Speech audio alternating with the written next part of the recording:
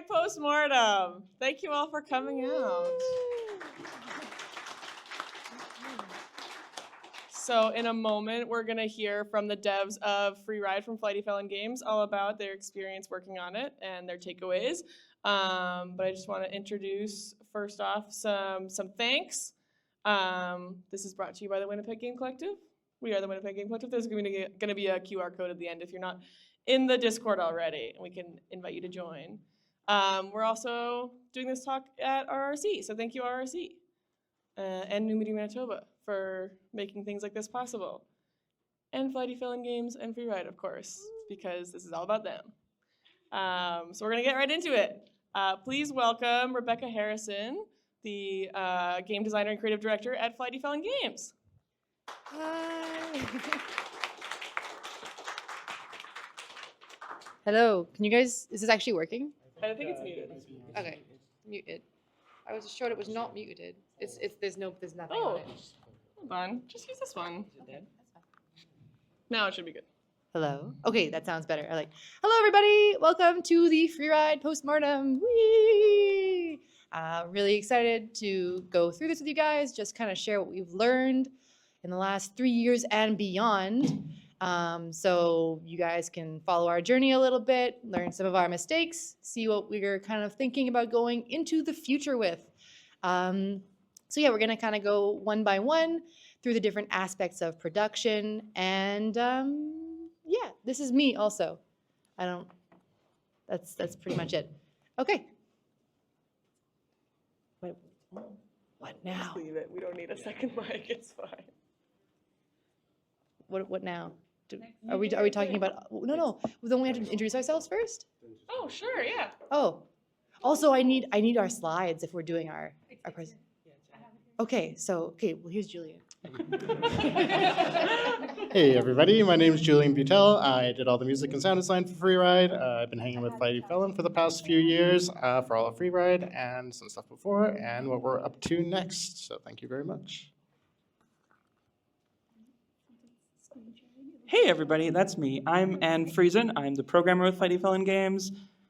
Just joined up in January 2024, so I'm the newest team member. And yeah. It's your turn. Thank you. I'm Pooja, and I am the environment artist for Flightyfelon Games. Yeah, that's pretty much. Cool. What's next? No, I have to alt tab and find. Okay. Oh dear. Where? Ah. Okay. Awesome. Can I press the button? I set up animations and everything, so okay. Welcome again to the FREERIDE Postmortem. Yeah, brought to you by myself, Rebecca Harrison. So I do the creative direction and also business. Julian, as he said, composer and sound design. Pooja, 3D environment and prop artist, and senior programmer. Yeah, FREERIDE brain rot, go! So what's a FREERIDE? So it's an action RPG. For those of you, I'm assuming that not everybody here has played it tonight, which is fair. We're going to try to avoid spoilers that are like too big. There, I think, is one spoiler, but if you ever do play it, you'll probably have already forgotten it, so it'll be okay. I mean, the one spoiler is you don't know what it is until Anyways, and there's a spoiler. It's in the Steam trailer, so it's like okay. So it's an action RPG. Hello. Okay. Oh, it's a whimsical story. A cast of insecure dumbasses. Banger soundtrack. Thank you, Julian. A decade-spanning codebase. Help me. It's my lifelong dream. And not so secretly, a personality test. So the premise is you would play a game, get swept up in the story, forget about the personality test part, and then based off of your unconscious decisions, like what kind of person you are kind of drives where the story goes in a big way. It will kind of tell you what kind of person you are at the end, which is kind of fun. But how do you even start a project like this? Before doing this, I'd done many game jams But this was kind of like my dream game. Like everybody has their dream game, right? This was mine. I remember sitting here in this exact room, like almost 10 years ago, when Rebecca Saltzman of Finji was here doing her talk about like having expectations in like game development. And at the end, I asked her like, "What do you do if you're like at square one and you want?"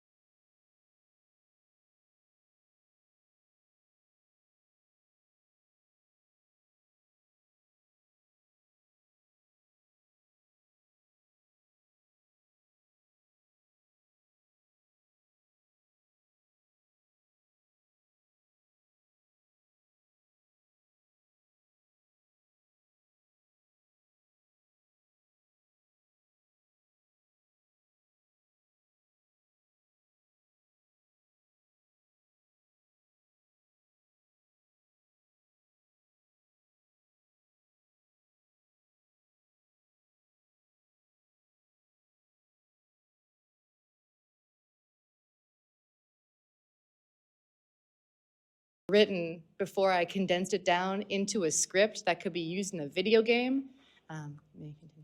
I was writing it up until March of 2025. You may note the game released in May. Yep. We'll not discuss the hundreds of pages of drabbles I wrote about the characters to get a better feel of them. Moving on. So some things that we did about actually presenting the game. So we used text bubbles, which were really fun, and I think they added a lot visually to the game. But God, were they so much work. It's like it's hard to really notice it when you're playing through it, just because it's one of the smoothest aspects of the game. Is like the camera is constantly moving to frame shots. And so every time I move the camera or a character moves, I then have to move the text box to a new artistically pleasing spot. So like, and we'll see in a second, I think. Yeah, so this is what the script of the game actually looks like. It is, as you can see, there's like everything that begins with like that green, like Anna, C-Rock.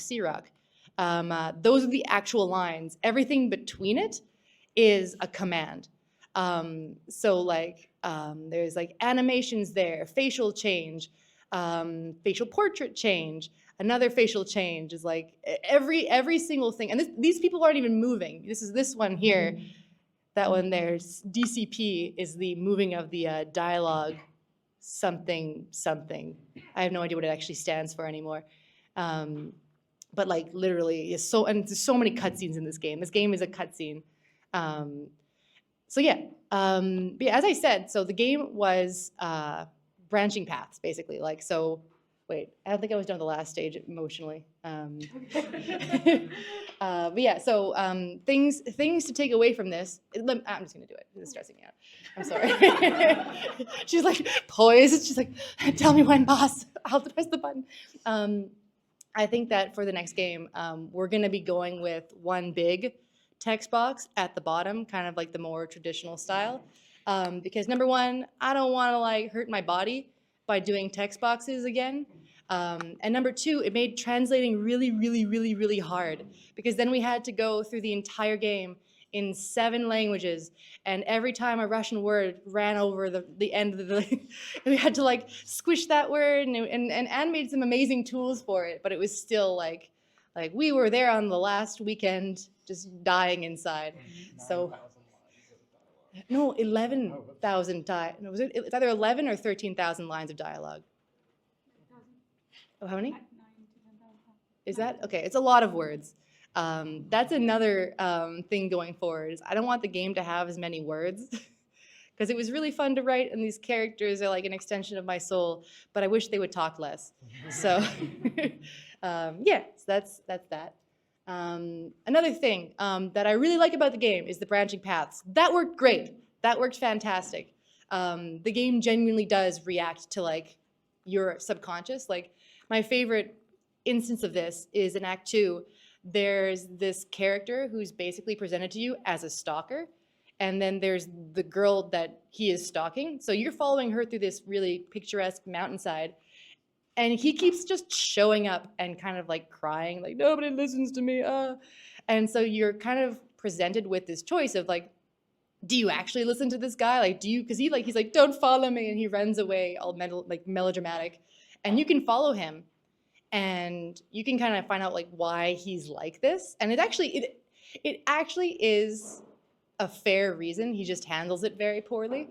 And if you let him like pour his heart out, then when you finally get to the end of that route, different things will happen depending on whether you actually like were curious enough to, and that's one of like the metrics in our personality test, hear him out. The problem with this, or not the problem, the downside is, as you can see on the screen, this is the inside of the train environment. This is the engine room of the train that takes you between like dimensions, basically. So as you can see, there's a number of like physical switches going on here. So like, and I didn't even unfold Act 1. But yeah, it's like Act 2 is like, are you in intermission? Are you at Aurora Station? Are you like, do this, do that? Are you leaving Aurora Station? And it's just, I would not want to do that again. That was a dumb way of doing it because I didn't know anything better. And worst of all, the script that actually contained like the switch logic is called throw away for family builds only switch. And it's in the launch build. Yeah, so it was all like just a bunch of flags. Julian. Cool, we're gonna talk audio for a minute. Yes, I handled all the music composition and the sound design for FREERIDE, and the music in particular was a lot of fun. The final OST was 63 tracks, which was the most amount of music I've ever made for a single project. And yeah, again, production was like over 3 years, so it was also like the longest time span that I've been working on one project, which is like one of the most interesting aspects of this game production for me was like making a track on day one and then getting to the end of the game and writing like the final song of the game, and then like trying to bookend it in a way that feels cohesive, and then like having to reckon with your creative decisions from 3 years ago, and just like, oh, really, I made the mix that way. Interesting choice. I guess I gotta do that thing that I would certainly do differently now, but I want it to match. So that was an interesting aspect of it. But yeah, obviously tons of fun. For anybody who's played the game, you can tell that you go to many exotic locations. It's very fanciful, whimsical, lots of great characters that are really fleshed out. So that made just like such an incredible amount of fodder to draw inspiration from. Yes, so the game, the music definitely had a philosophy of maximalist production, which is something that is near and dear to my heart. The image on the screen is one of my Ableton live sessions, which is the digital audio workstation that I use. This is one of the later tracks in the game, but this just was with everything minimized.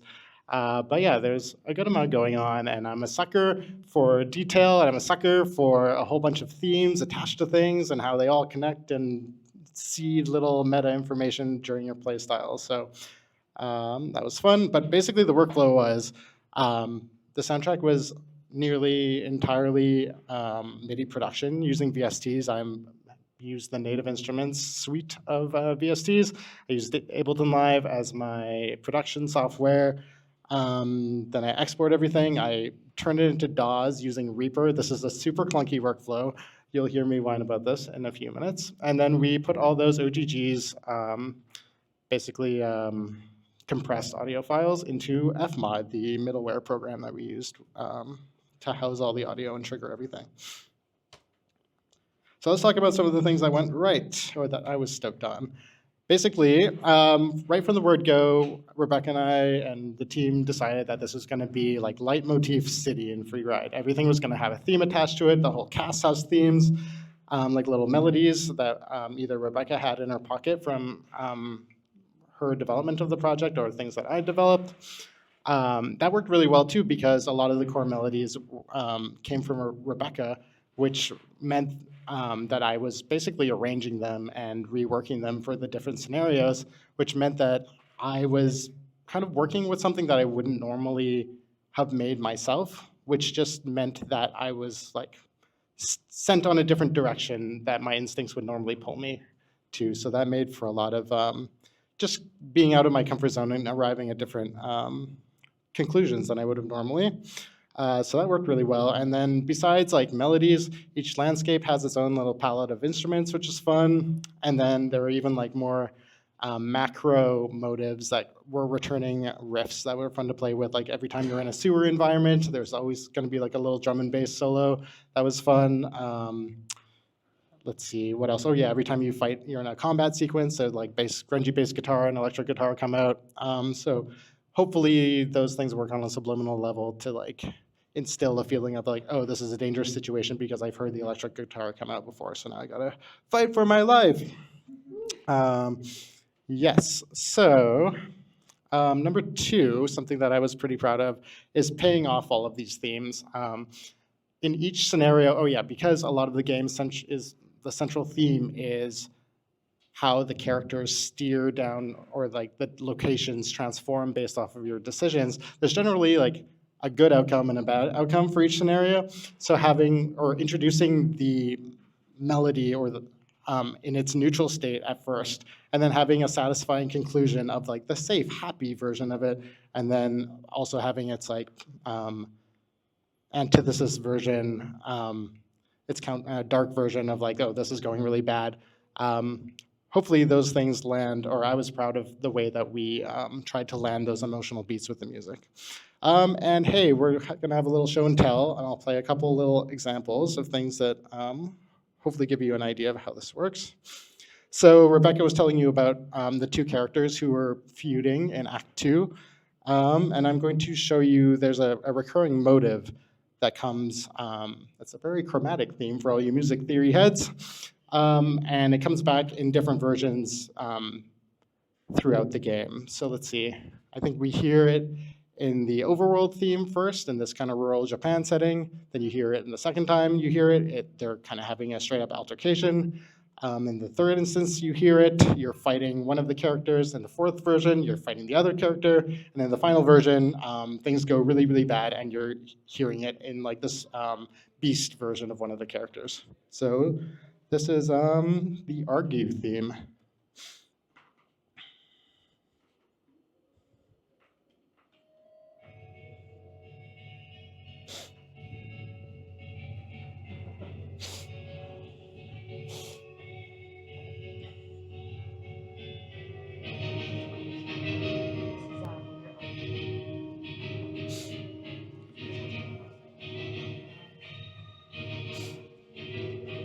So that's the first one.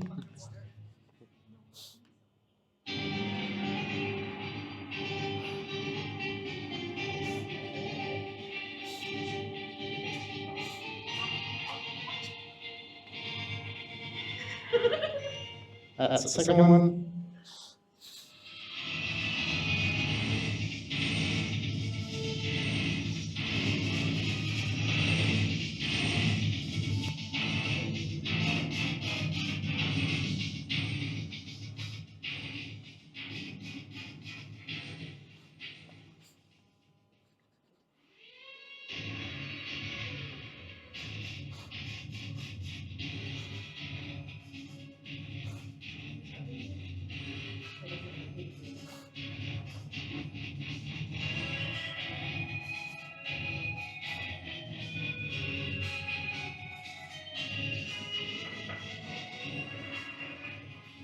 And finally, this is the last one coming up.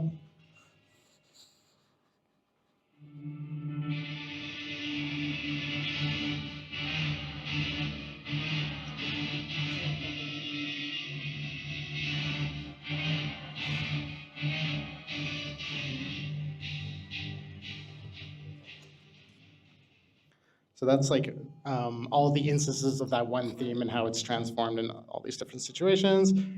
And maybe I'll just leave it there to keep moving.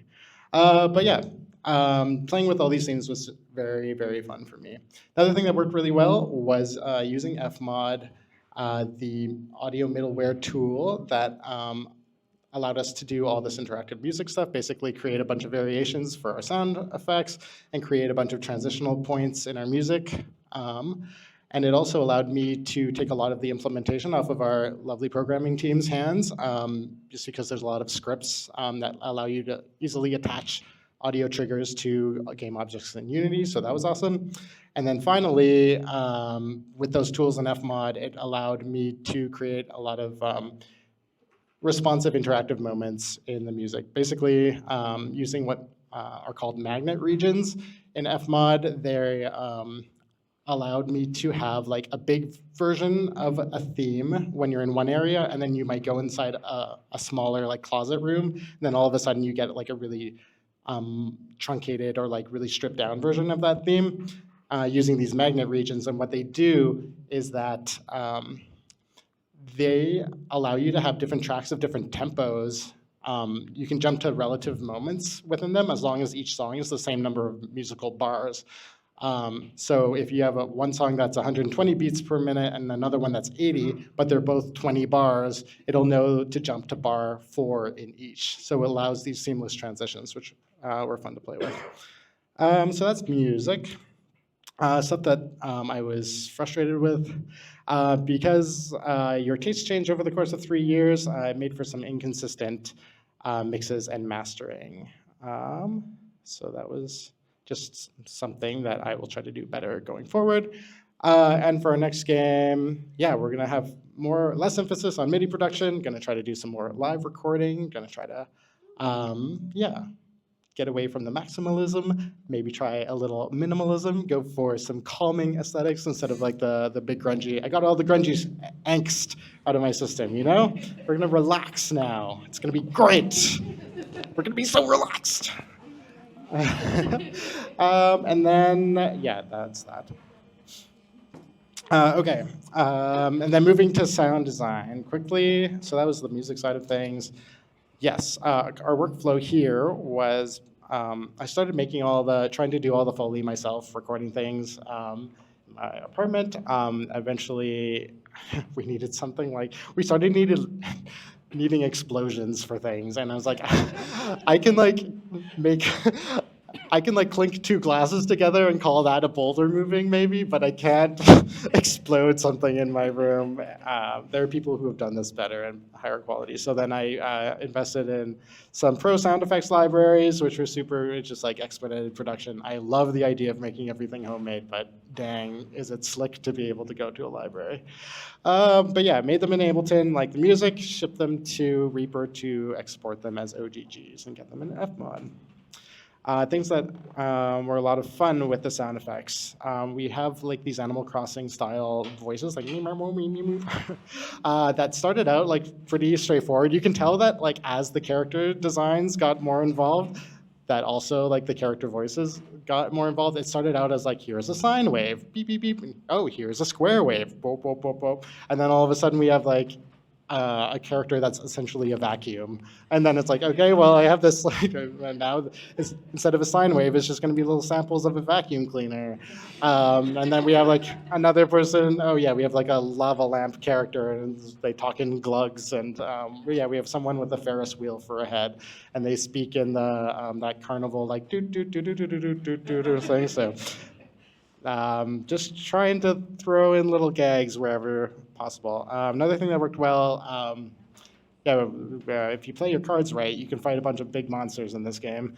Or if you play your cards wrong, and that was a lot of fun for me. I grew up playing JRPG games, and this was like scratching all of those itches. Things that could have gone better, working in Ableton and exporting waves and using a different piece of software to convert them into OGGs is super clunky. Did you know that you can import Reaper sessions directly into Fmod, and it'll just like grab all your stuff right there for all you audio heads? So I'm gonna try that next time. And then I love the idea of reusing some of your Fmod events, but you want it louder in this situation, and you probably want it softer in a different situation, and you should just make 2 instances of it. So that's a note for next time. Oopsie. Yes, and then I also just created a bunch of errors all over the place because of the way we had set some stuff up. Yeah, for next time, I'm going to try to focus on more compression and controlling the dynamics. And then like a life lesson for production is like that whole like, oh, I'll come back to it later. No, you won't. The game will ship in the state that you last left it. But next time it'll be different. Yeah, and then just being cognizant of like the frequency spectrum that each sound is coming into. But hey, that's enough of me. Thanks. I'm gonna hand it over to my dear colleague, Anne. Thanks, buddy.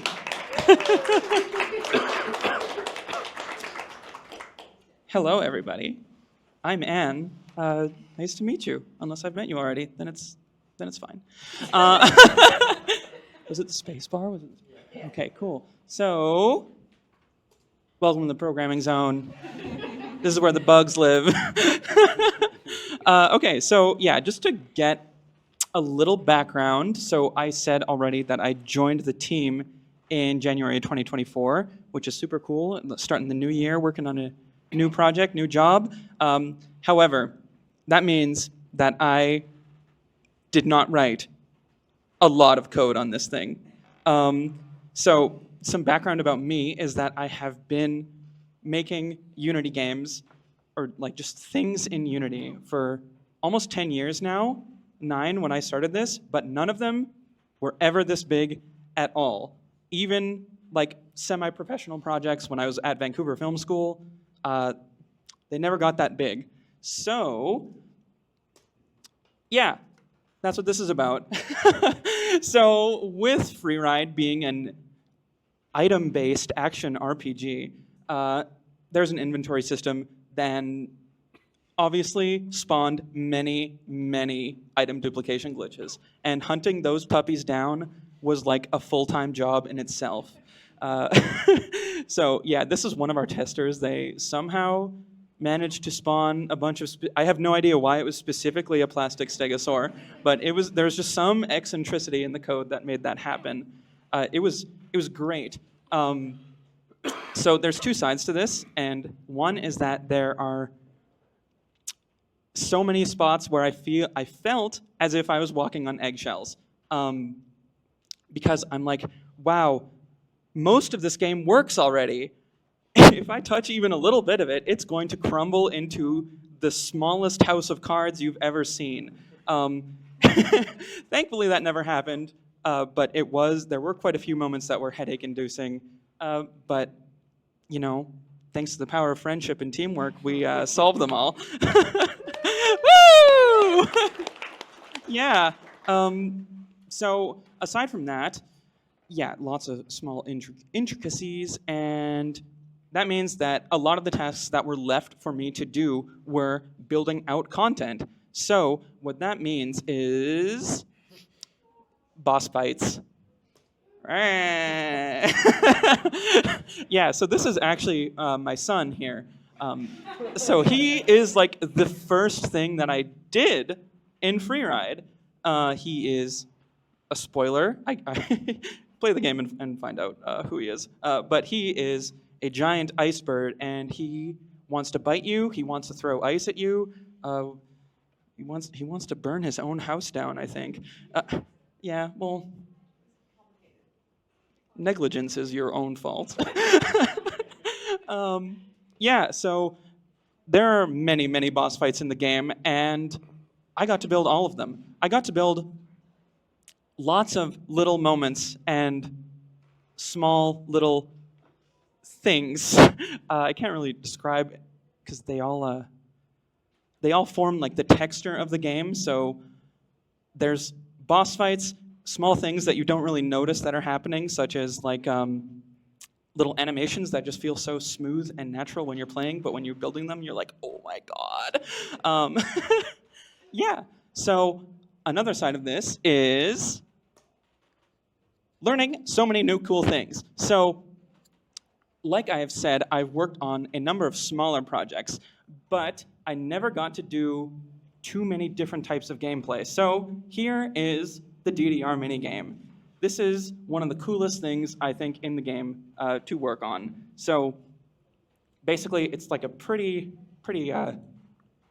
average DDR game. If you've played DDR before, or like Stepmania or something, you probably know how this works. However, getting that hooked up to Fmod, that was like a whole little rabbit hole in and of itself, and getting it working, getting all the notes to fly at the proper speed and like calibrate everything. That was a whole journey. I'd never done anything like that before. It was so much fun figuring it out and making this little tool. I had like this little beat map editor so that Julian could like, you know, he made the song, so he should be making the beat map. So he just was able to write out all these notes along to the song, and like, it saved a lot of time, and it was really fun to make. Yeah, so additionally, yeah, rhythm gameplay, cool Fmod tech. Another part of that was that there was a boss fight, and we're talking about the Stalker character again. Did we all bring him up independently? That's cool. So there is a fight with him, and since he's a drummer, basically, a lot of his fight is rhythm-based. So we found a number of cool things that we can hook into to Fmod to make things happen exactly on the beat. And so that boss fight is one of them. And also this cool peace concert, which I think might be, I don't know, one of the best moments in the game, in my opinion. So all these camera beats, or all these camera angles and switches and proto dancing like an insane person. Yeah, like all these are hooked up to the song directly that we managed to figure out a script for and just hook it all up so it all came together into this beautiful cinematic moment where honestly the entire team's strengths got to shine, but it made me so happy to like facilitate this using cool new things that I learned. Yep, that's what they look like. Those are those markers. Okay, so a lot of things got cut from this game. There's no way to talk around that. So when you're working under a time crunch, I'm sure many of you know this, but not everything that you want to be in the game is going to get into the game. And learning to accept that is its own skill in itself. And it's even harder if you have already made what's going in. Because sometimes it just ain't working, Jerry. It's just not gonna happen. So what this image is specifically this tail mechanic. And what it basically was this part of the game where, well, not part, but a feature where the more you would hit something with an object, because our combat is based on telekinesis, so the more you would hit it, the more tails would appear on the character's back, like a nine-tailed fox of sorts, and the tails would kind of have a life of their own. They would like hold items for you and throw them at things, and depending on how high your combo was, that's what controlled how many tails appeared. They would get more and more aggressive. So if you had like a maximum combo and there were a ton of items, they wouldn't just throw them at enemies, they would throw them at NPCs as well, like your buddies.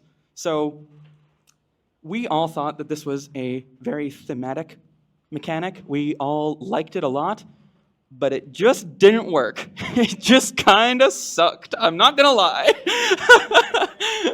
So yeah, it was there was just one day when Rebecca just came up to me and she's like, we're gonna have to cut the tails. It's like, yeah, okay, they suck. They kind of suck.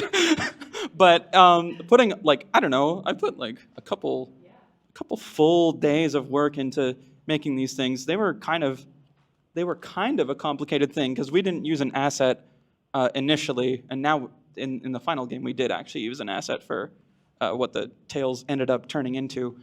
But yeah, it was complicated and it was kind of hard. But you have to learn to just kind of tank that damage and move on, because it's iteration. You'll use what you learned for something in the future. Yeah, it was for the best. So this is a bomb, obviously, if you can't tell. So there was also this whole other aspect to the game where objects were going to have individual states. So like bombs could explode. Like some that actually did get into the game were like wood things could burn, containers could fill up with like water, only water, not any other liquid, but just water.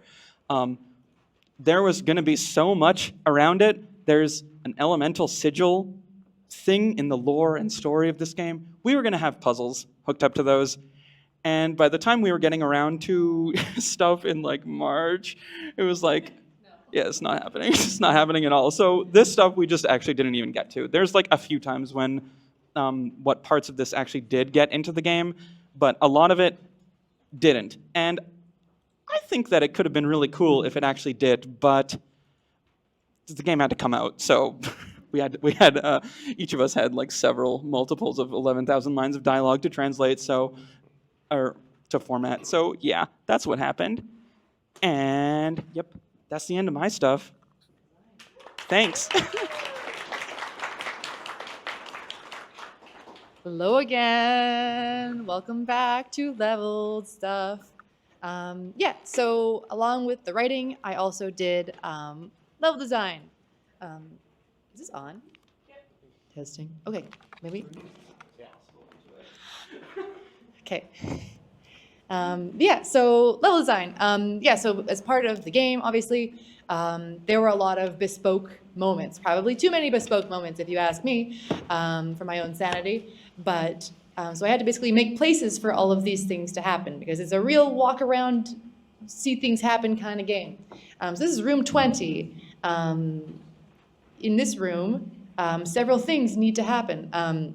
So you enter, this is the final room in Act 2, Route B. It has nothing to do with the stalker, shockingly. This is the other side. You get stopped by these two kids. They've kind of like, as you've been going up this mountain, they've been kind of like practicing this play secretly, and they don't want you to see it, and da-da-da. And then eventually, like, you get to this spot where they're like, okay, we're doing the play now. And it turns out they're like gonna fight you, and you're like, uh-oh. I don't want to fight children. But then they get interrupted midway through by these actual demons, and so it becomes like a fight for your life as they're running up this mountain, and it's a whole moment that can either end very well or very badly. So that's what it actually ended up looking like, this room. You can see kind of the line of the camera snaking up the mountainside, and then there's like a straight shot at the end, which is where like the race actually happens. Those like ice flows in the middle are like where the fight happens, and then at the top is Albion's house, which is like the safe spot. Yeah, thank you. Yeah, so that's basically that.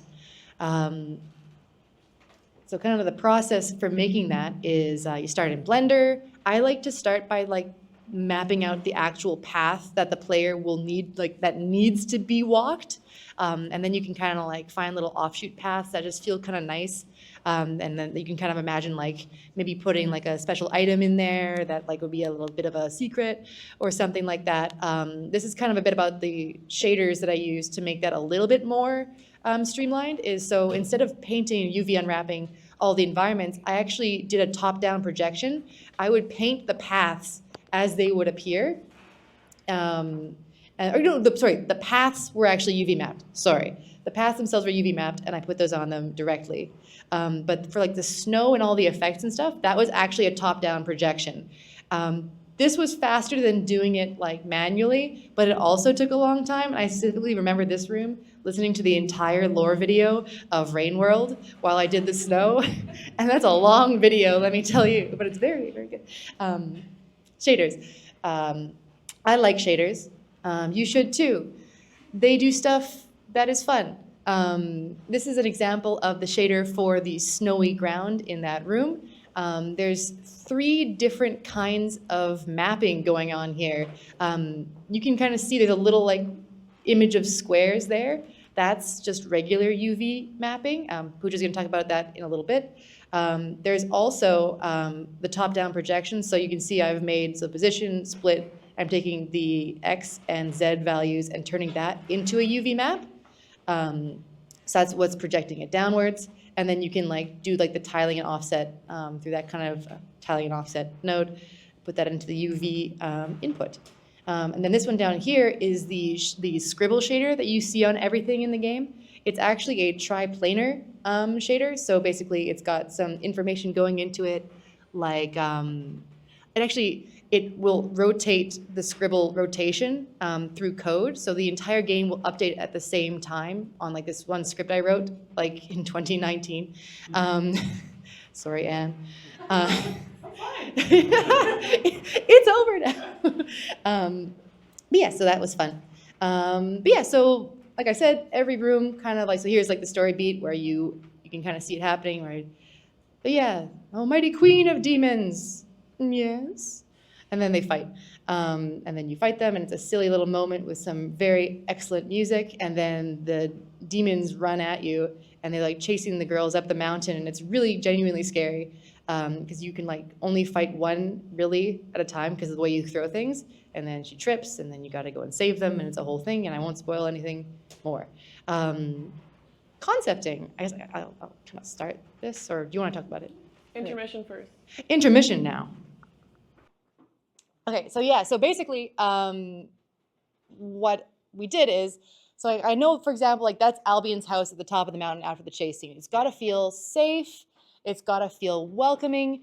It's got to be vaguely Albion shaped because it's kind of like, it's like his house, like you can kind of see like, especially on the left side, that's kind of like, he's like a water bottle shaped bird, I guess. And so I kind of looked up a bunch of like, so his name is Albion. He's like this bird spirit. He's from like the Middle Ages, you know, like Arthur times. And so I looked at him like Pinterest basically for all these cool kind of vaguely wood paneled houses, and then I made a block-in of what I imagined in Blender over there in the bottom left, and then I drew over it at the top there, and then I gave that to Pooja.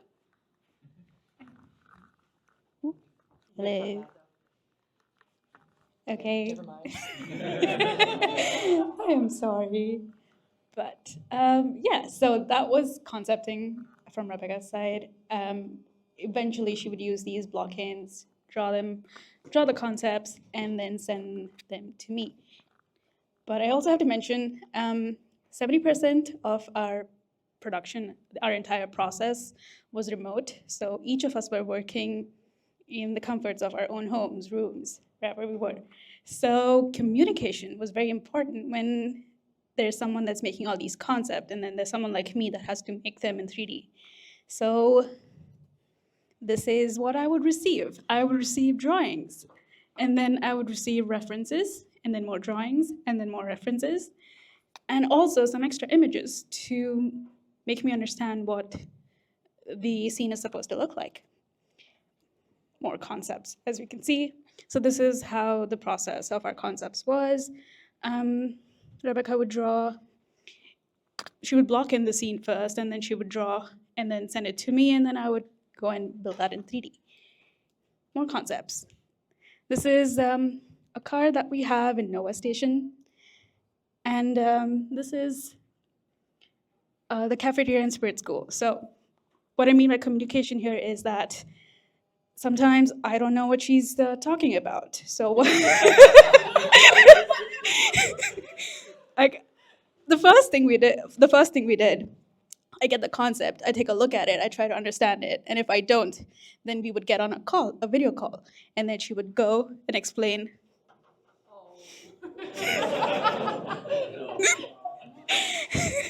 Is this what they call karma?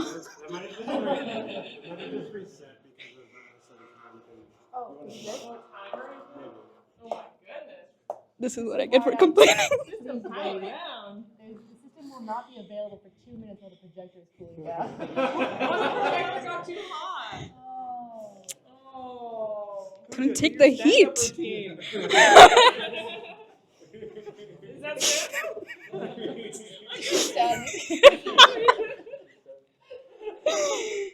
Okay.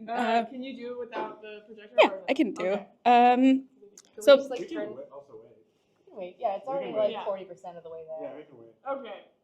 Take 2 Get your snacks, everybody. intermission part 2.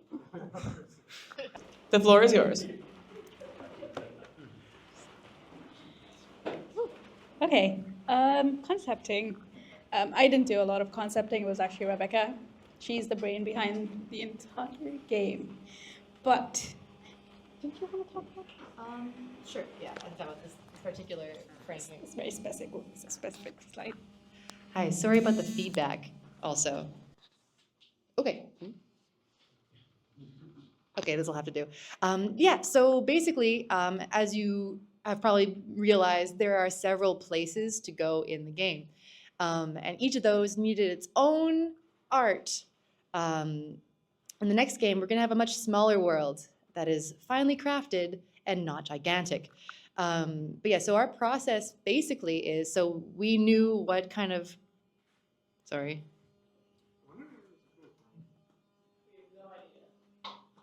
Still here. Still here. This is worse here. Okay, wait. It's definitely the mic. Oh, we can just. Maybe switch the mic. I can just talk really loud, and then we can have the Twitch going, because the Twitch can still hear me. Yeah. Can you guys hear me? Okay. All right. So. Okay. So yeah. So basically, what we did is, so I know, for example, like that's Albion's house at the top of the mountain after the chase scene. It's got to feel safe. It's got to feel welcoming. It's got to be vaguely Albion shaped, because it's kind of like, it's like his house, like you can kind of see, like, especially on the left side, that's kind of like, he's like a water bottle shaped bird, I guess. And so I kind of looked up a bunch of like, so his name is Albion. He's like this bird spirit. He's from like the Middle Ages, you know, like Arthur times. And so I looked at like Pinterest basically for all these cool kind of vaguely wood paneled houses, and then I made a block-in of what I imagined in Blender over there in the bottom left, and then I drew over it at the top there, and then I gave that to Pooja. Hello. Okay. Never mind. I am sorry.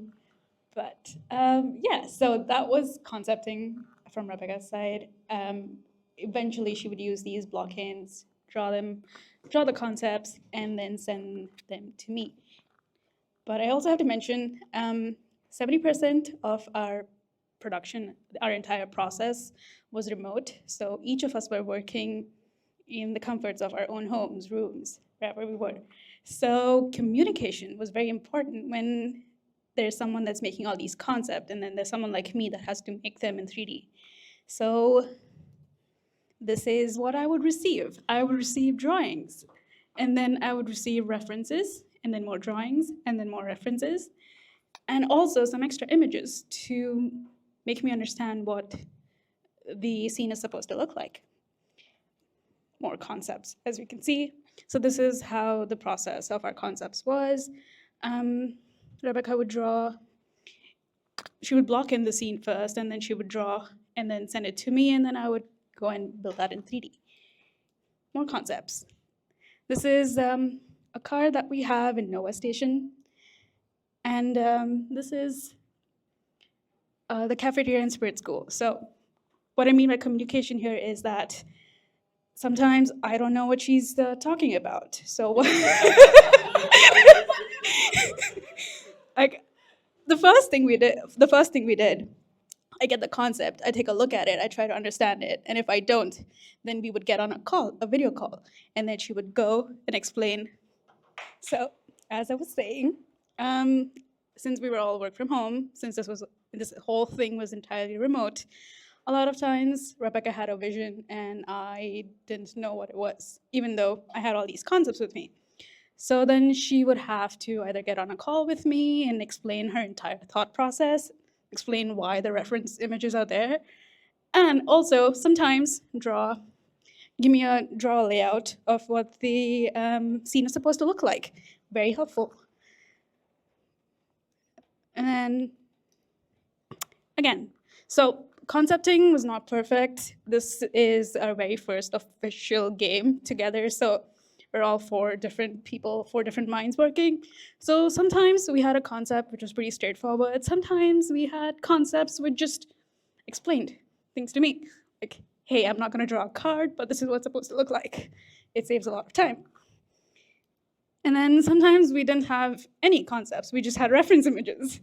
Saves time again, because FREERIDE is a pretty big game. So sometimes I just took reference images and then made them into 3D. So this is Albion's office, which you come across in Act 3. This is a concept drawn by our intern at the time. And this is what it looks like in Unity once I'm done creating that in 3D. And Rebecca's done spicing it up with lighting. More concept, how it looks like in 3D. And as you guys have heard about the stalker, which not planned, unintentional, but you meet the stalker here eventually. But if you play your cards right, you don't. But this is the boiler room that you come across in Act 3. So that's also what I did. Notes. So the process, so then Rebecca would give me a concept, she would explain it to me, I would make it in 3D, and then I'd give it back to her. And then she would take a look at my concept, correct, give me notes on where I should make changes. Sometimes she would change her mind. So it was not perfect.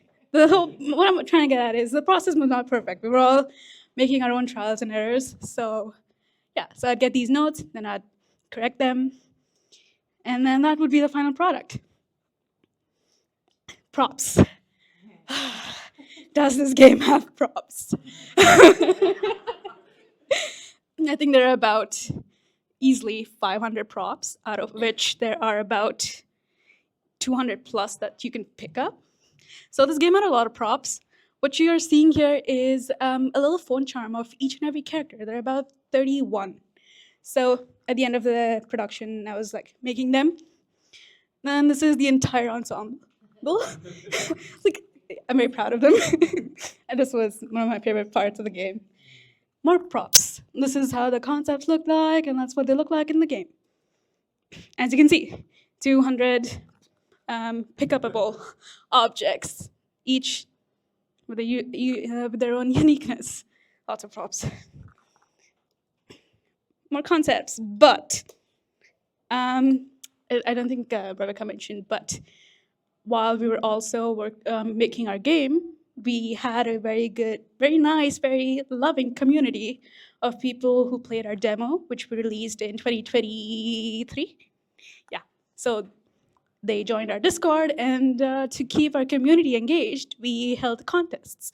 So we had item contests, we also had character contests. So people would submit their, hold on a second, let me breathe. Okay, so people would submit their concepts based on a specific topic that we gave them, and that they would, and then we'd score them, and the winners, we would use the concepts that the winners made and add them into our game. And this is how we incorporated them. So we got all these props for a festival, and then we made stalls for them, and we added them in the game. So a lot of concepts are also from our community. So, texturing. We use gradient mapping. I come from, this is my very first official games, I actually come from, my background is making hyper-realistic stuff, so using like Substance Painter and Designer. So this was completely new to me when I started working. And so our entire game is made using gradient maps. It's textured using gradient maps, and our entire, I think, environment uses about 31 textures, sheets, and it's a big game. So yeah, and also, I think 50% of the game uses just these two textures at the bottom, because eventually, as you can see at the top, that's the very first top left, that's the gradient map Rebecca made. And then eventually, when I started making my own texture maps, I got very stingy. It was unintentional. I just didn't feel like using the entire texture map for a small object. So, but since these texture maps had all the colors I could possibly need for the game, I just used them throughout the game. And it's also kind of, it's very nice because now it gives consistency. There's repetition, so it's very good. But yeah, and these are all 512 by 512 maps, by the way, so it's very, very, very good for memory and performance. This is how big our game is. And like 50% is probably music. Yeah. 50, maybe more. But yeah, so if each character had one texture map and our environment was using 31 texture maps, we had very few texture maps that we used. And I think we have about 100 plus rooms. How many rooms do we have? 106 rooms. So 106 rooms, out of which 50% use just the last two. UVs. There was not much UV mapping, really. This is what the UV map looks like for Albion's office. There's not a lot of unwrapping going on over here. If you use Blender, you can literally unwrap this UV however you want it and kind of just snatch it, pull vertices, push them wherever you want as long as it looks nice to you. So there's not really a lot going on with UV mapping, which saved so much time. I think modeling took me more time than texturing did. This was a lot of fun. And I think looking back when I first started, I think I came a long way. So for a new game, we're going to continue using this because this is really good. Now I'm also now that I'm used to it, I can continue using this. And this also helps us save a lot on memory. But I suppose, oh yeah, final product, again. As I said, FREERIDE, big. Yeah. And actually, yeah, so on the note of gradient mapping, part of the reason why I wanted to do it that way was because like in the years before we kind of settled on this style, which really only came into existence, I'd say in like 2019, the final style kind of materialized. I was like learning 3D art the whole time. And I also did start like with the hyper realism thing, and some of the characters in hyper realism are terrifying. So, so for like, and they also took forever. Like making one character like in like the style of production that most games are made in would take like a week.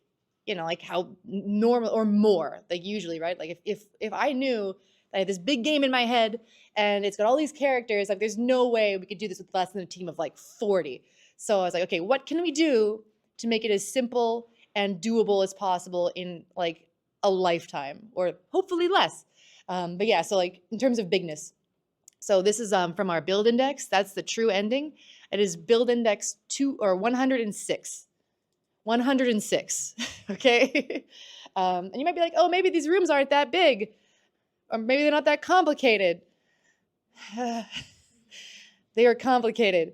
But yeah, but like because we stuck to like low poly count, gradient mapping. There's Lilo. That's the lava lamp girl.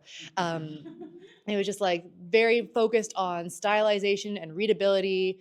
No normal maps, no smoothness, no metallics. It's just color and shape.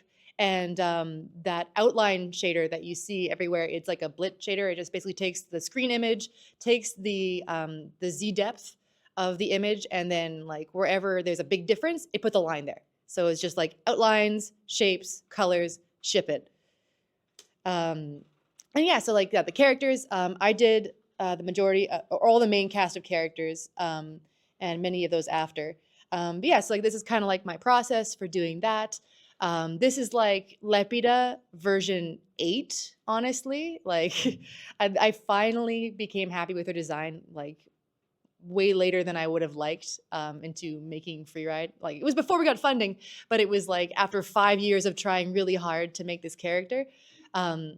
So I'll just kind of like do a bunch of cool sketches, and like I'll try and render her out as pretty as possible, and like how she would like in a perfect world with perfect rendering, how would she look? And then I make her in the front, and I make her in the side, and then I make her in Blender. And so then that's what she looks like in the 3 dimensions. And then they're all rigged up. And they're all rigged up, and then I get to animate them. And we also did have a lovely 3D animation artist towards the end of production for the final year and a half, who helped a lot with animation. So she and I were like tag teaming everything, because like Act 4 is like a movie. It's like an hour-long movie, and everything has bespoke animation. So that was fun. Very worthwhile, I think, but yeah, a lot. And also we had fan characters. Like the same thing, basically I would be like, okay, so here's the prompt. We need a character to be like kind of a bully. They live at the Spirit High School. They're like big fan of this one character, Jelvis, who's this guy over here. And so this was the winner for that one, Benny. So then I took the, yeah, Benny, I love Benny. He likes aliens. It's a tragic story, but like cute. And another example of like a silly character voice, because he's like constantly got like snot going. So he's like, me, me, me, me, me, me, me, me, me, me, like when he's talking to you. So yeah, I draw him in front and side. And then there he is in the scene, like they're like bullying this mortal. Like, hey, it's you. And he's got this little wiggly like pick me up pose. It's very cute. And yeah, so that's FREERIDE in a nutshell. 3 years, blood, sweat, and tears. But we got a giant cutout crab out of it. And lots of lessons along the way. I think that overall, I could not be prouder, A, of the game, and B, of the team that we have become together.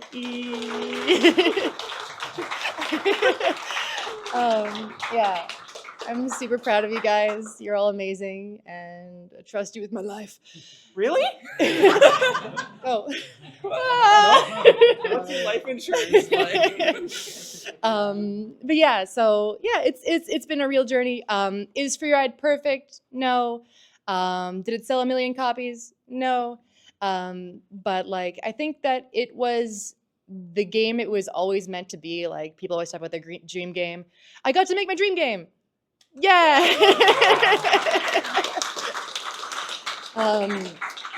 And like, Yeah, it's definitely like it's a pile of like playing cards that like if you pluck the wrong one out, it collapses. Because like literally at the bottom of the code base is like me learning C# in 2019.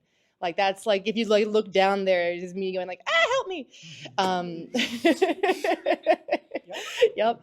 But yeah, it's just like it was a game where we learned so much, and now we're making another one. So that's insanely good. Yeah, do you guys have any other closing remarks whatsoever? Please buy it. Yeah. Yeah. And leave a Steam review, please. Thank you. Yeah. Cool. I guess now QA.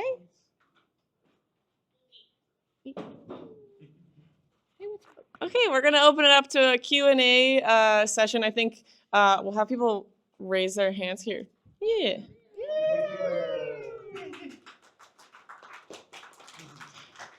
I think we'll have people raise their hands, and then like I think I'll call on you unless you guys want to call on them, and then you can say your question, and I'll just repeat it so that everybody in the stream can hear. Sound good? Okay. Questions? Yes, over here. What tools did you find most useful for collaboration during remote working? Ooh, okay, the question is, what tools did you find most useful for collaboration during remote work? Yeah, so we communicate through Discord, mostly because I have like Slack PTSD. That noise. But yeah, Discord works really well. It's got good stable video, good like image like stuff. And we also run our community through Discord, so it's like it's good to already be in there anyways. We use GitHub for version control. Trello, yeah, we have, thank you. Sorry, I completely forgot about Trello, as usual. Yeah, I'll get back on that horse. But so also Trello was like when you're like in the thick of like doing like a bunch of like, we're kind of like in the real look dev type scenario right now on the next project, but like when you're in the middle of production, Trello is like a godsend because you can be like, okay, this is what we've got going on right now, this is what's like coming down the pipe, this needs review, this is complete, and that's amazing. I think it's all fish in there right now in the new game. Yeah. Fish all the way down. All right, that's does that answer your question? I'm also curious, just to build on that though, like, was there anything during production that you were like, oh, if only we had a tool to manage this, and then you're like, oh, and it just saved your skin? Did that ever happen? Like a Trello plugin or something? Specifically for communication? Yeah, an organization and stuff like that, unless you have something else to share. This isn't communication at all, but Anne was speaking about the DDR input system that she made, and before we like had a long array of just like a text file that was just like node values and the arrow direction, and it was like quite clunky, and just having that tool just expedited things. And I don't know if we've really touched on this, but you made this super useful translation tool that just made reformatting the text bubbles like near the end of production. Basically we were reviewing all the translations that we had done and reformatting the bubbles, and just having that tool that like made it feasible to do. But yeah, not communication, but We love you, Anne. Also, I know you said from remote, but seriously, our biggest strength is that we now are in an office because like we were all friendly with each other. I would say we're all friends, but now we're like homeboys basically. So yeah, that actually seriously stepped up our game. Remote worker is great. If you can do it and it works for you, great. But office is cool too. Oh, hey. hey, one more. Hey. Yeah, biggest like unspoken hero has been like the physical whiteboard, which like I wasn't expecting. If you'd have asked me, that was, yeah, it's just really handy to have that thing around. Yeah. Mostly it's also just doodles. Oh yeah, it's all Like as you can see, we also had a combat counter every time Anne and I fought. We didn't fight. Affectionately. We bickered. Gentle We bullying. had banter. I was the one bullied. Stand up for your artists when the programmers are bullying them. Okay, Don't do that. we have a question from June. Now that you've made FREERIDE how long do you want your next game to take to make? Okay, I'm just gonna repeat it for the stream. Now that you've made a free ride and you know how long it took, how long do you want the next game to take? It'd be the next game it's gonna be another 3 years, but like I don't want to die during those 3 years. It's like the 3 free ride years was like 4.5 regular person years. That was like literally towards the end. It was like I think I stayed up till 11:30 every night for like 6 months. So I would like go, like I would be at the office, I would go pick up my kids, be a mom, and then be like, clocking back in. Okay, see you guys in the morning, and then it starts again. Yeah, the new project I think is scoped a lot better. I think a lot more of it's on Anne's shoulders this time than on mine. But like just like making smart decisions. Like don't make it one long cutscene. I don't know. Like make sure that the text boxes don't make you want to pull your hair out, like that sort of thing. Yeah, yeah. We have a scene in the game where you're literally Sisyphus pushing a boulder uphill, and I think it was like, it was very thematic for making free ride.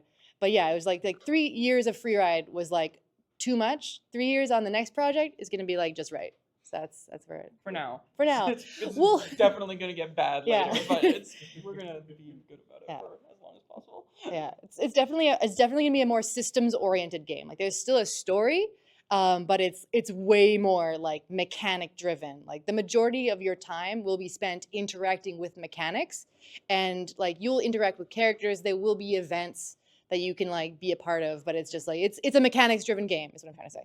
Yeah, yeah, yeah, Hey, that's how you know you have balance. yeah, And you're good at making games, not just like one type of game. yeah. Yeah. I feel like it's also probably a lot easier to prevent scope creep with like a game that's more mechanics driven versus a game where you have to write Yeah. thousands of pages of dialogue because that's what the game is. Oh boy. Okay, we have another question over here from my buddy Kevin.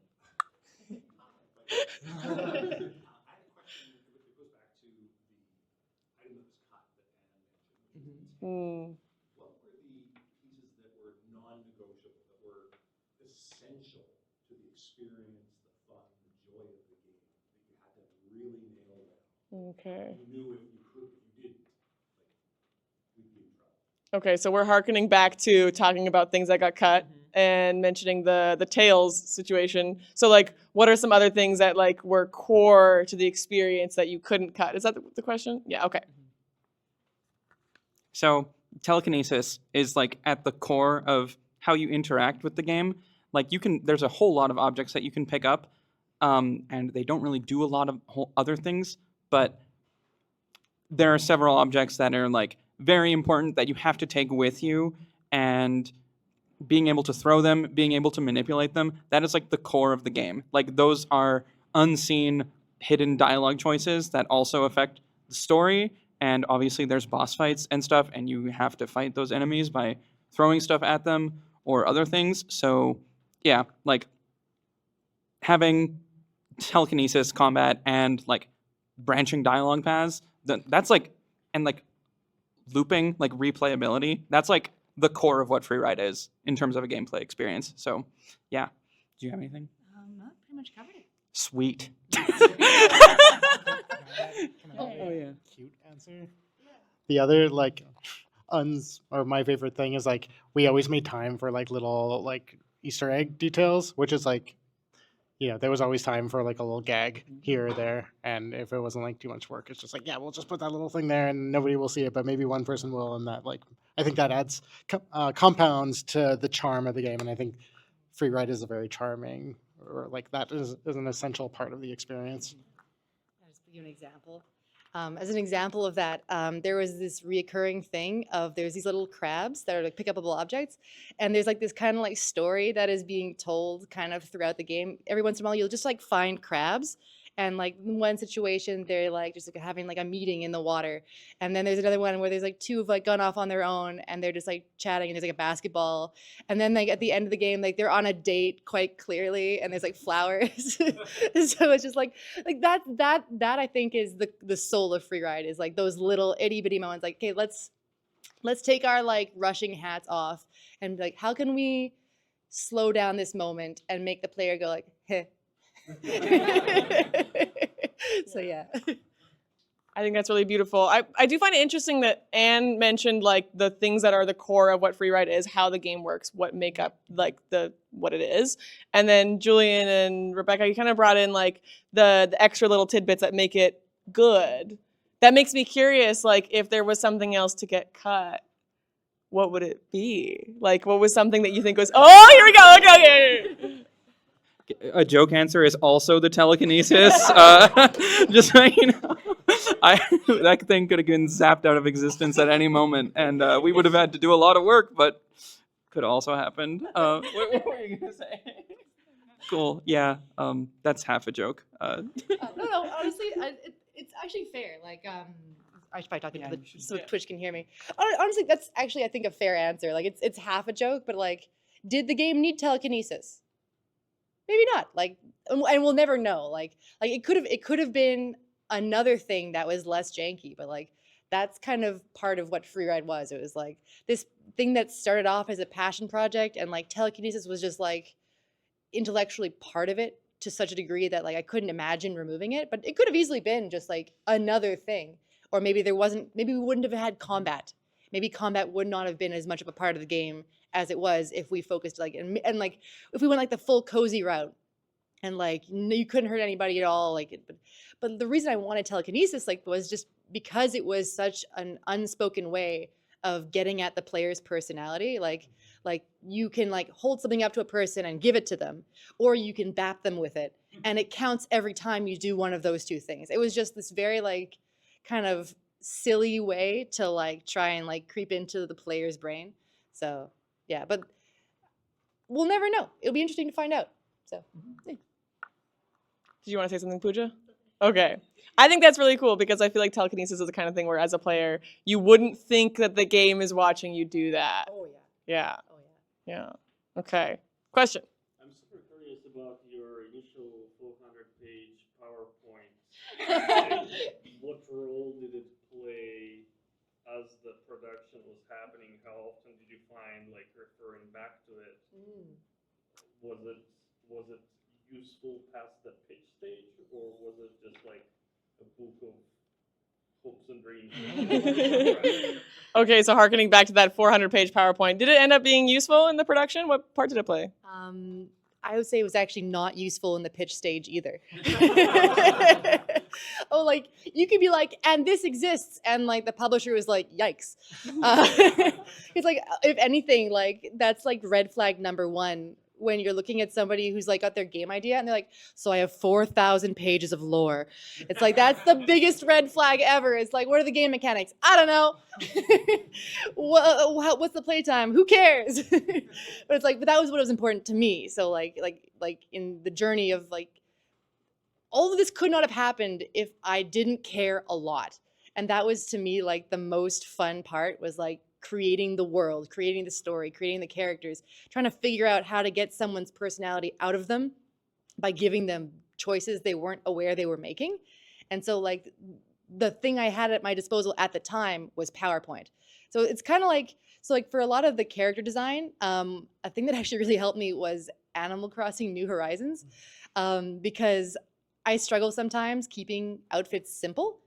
And so like what I would do is I would like boot up New Horizons, which has like this little like you can make outfits in it, and I would like be like, okay, I'm making Lepida's dress, and so you only have like 128 pixels to work with, and I'm like, okay, how can I make this recognizably her with 128 pixels? And like that was a process, but like this is kind of like that, where it's like, okay, I only have PowerPoint.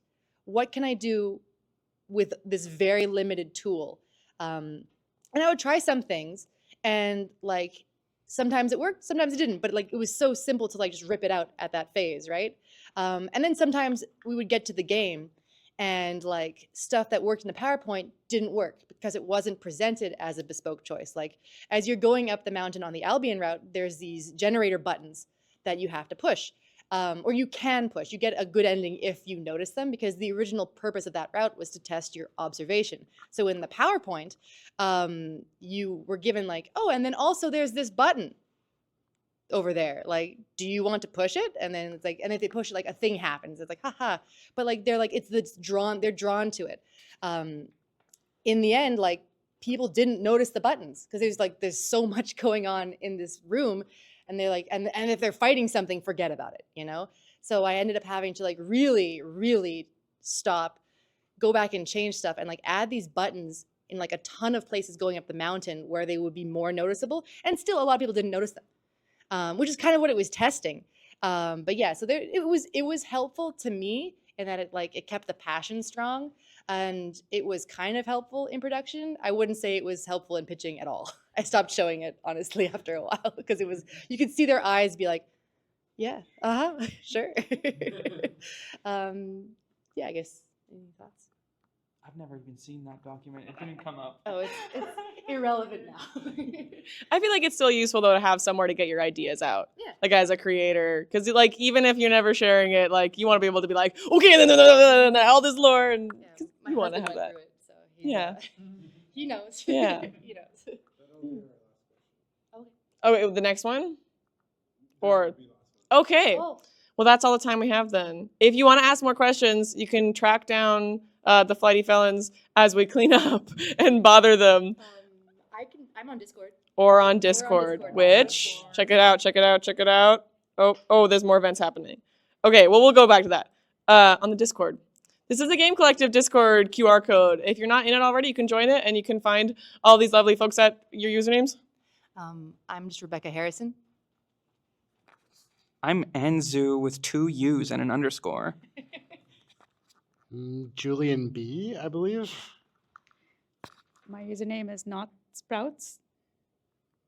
Yeah. Is it or not? Quote, not Sprouts, end quote. That. Okay. Beautiful. So you can, if you have more questions, feel free to go ahead and ask them on the Discord. Quick announcements for some events that are coming up. Pixel Pals is hosting an event tomorrow at noon. It's going to be online. And that, oh, you guys are going to be in it. Hell yeah. Maybe you can ask your questions there. And then also tomorrow is the Game Biz Lab Summer Get Together, which will be in the evening. And that one's going to be at Tavern United downtown. That's near here. And then the following Tuesday, 1 week from now, we'll be having another meetup at the Beer Can. This is a Winnipeg Game Collective / New Media Manitoba meetup, and it's going to be really fun, especially if you like beer. Okay, you want to talk about this one? Okay, and Daniel's going to talk about Slow Jam. Hell yeah. Let me see. So we're doing a game jam all of August. It'll be online on Discord.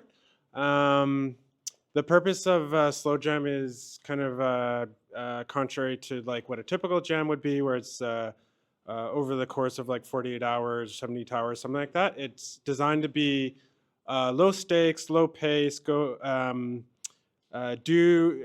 the time that you have available in the course of a month. And because it's happening online, it can kind of feel a little bit disconnected just due to the nature of being online. So every week we're going to have speakers on Sunday on Discord. Currently we have like 12, 13, something like that, speakers lined up, which includes founders from local companies, indie studio founders, hobbyist game devs. So there's like a pretty wide spectrum of VR developers, indie VR developers, etc. So we have like a wide spectrum of speakers. So even if, you know, making a game over the course of August is not your cup of tea, we'll have those speakers. And then at the end of the month, for our monthly meetup, which will be on the 29th, we'll have a meetup in which we will all come to like a physical space. So the idea is you spent the month making a game online, and then you can come together and share that sort of the spirit of the jam, I guess, what have you. Yeah, I think that's all I have to say about Slow Jam. Which one is it? Is it spacebar?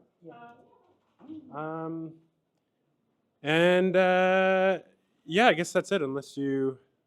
Yeah, thank you everybody for coming out. We're gonna get a quick photo of the felons, if you want to. Which slide should be in the photo? Where's Sasha? Is this a good slide, or we can put like a better? We can put like the title slide in there.